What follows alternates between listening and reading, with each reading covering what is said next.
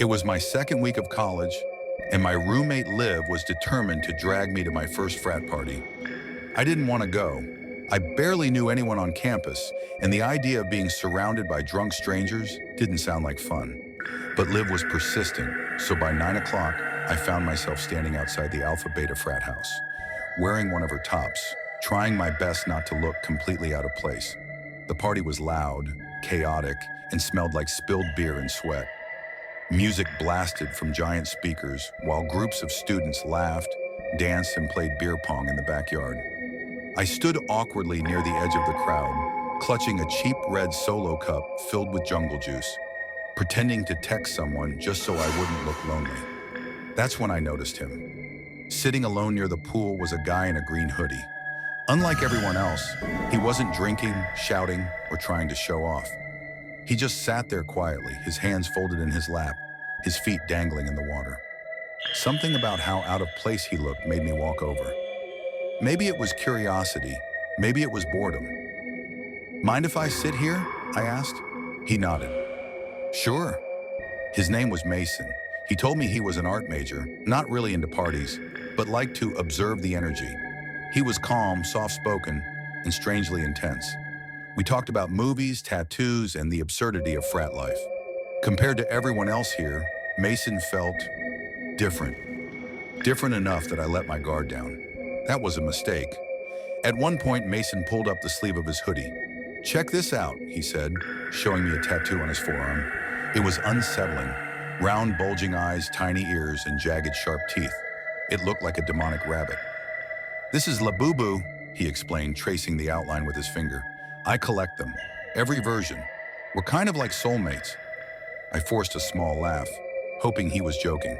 "Oh, aren't those like creepy kid toys?" But he didn't laugh. He didn't even smile. His eyes stayed fixed on mine. "They're misunderstood," he said flatly. Suddenly, the air felt heavier. I stood up quickly, forcing an awkward smile. "Anyway, I should probably find Liv." His eyes followed me as I walked away, but he didn't say another word. By midnight, the party was winding down. Liv had disappeared with some guy, and I didn't feel like waiting around, so I decided to walk back to the dorms. It was a quiet night, empty sidewalks, a cool breeze, and not a single car on the road. For the first time that evening, I actually felt at peace, until I heard footsteps. At first, I thought it was nothing. Just another student heading home, but the steps matched mine. When I slowed down, they slowed down. When I stopped, they stopped. My stomach twisted. Slowly, I turned around. Under the streetlight, about 20 feet away, stood Mason, still wearing that same green hoodie. His arms were stiff at his sides, his head slightly tilted, and his smile was wrong. Too wide, too empty. "Mason," I called out, my voice shaking. He didn't answer. He just stared, then suddenly twitched his shoulder twice, like a glitch in a video. When he finally spoke, his voice was sing-song, almost childlike. "Lou! Boo!" I froze. "What?" He took a step forward. "You made Labubu sad." My chest tightened. "What do you want?" I screamed, backing away. That's when he started running. His footsteps weren't normal. They sounded heavy, uneven, like something too low to the ground. I bolted, sprinting as fast as I could toward my dorm.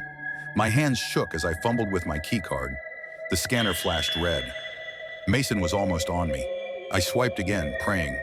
This time it flashed green. I yanked the door open and slammed it shut just as his footsteps reached the pavement. He stopped inches away, pressing his face against the glass. His breathing was loud, ragged, animalistic. His blank expression sent chills down my spine. But his eyes were pure malice. He leaned in closer and whispered through the glass. "You made Labubu sad. You shouldn't have." I stumbled backward, heart pounding. With shaking hands, I called campus security. By the time they arrived, Mason was gone.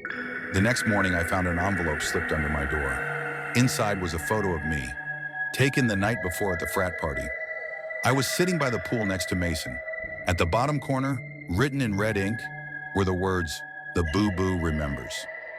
I threw it away, convinced myself it was just some sick prank. But the nightmare didn't end. Later that day, When I went back to my dorm to grab my laptop, I froze in the doorway. Sitting neatly on my pillow was a Labubu toy, pink, wide-eyed, with jagged teeth curled into a grin that felt far too real. I ran, and I haven't gone back since. Story 2. The College Party Nightmare, rewritten. It was my second week of college, and my roommate Liv was determined to drag me to my first frat party. I didn't.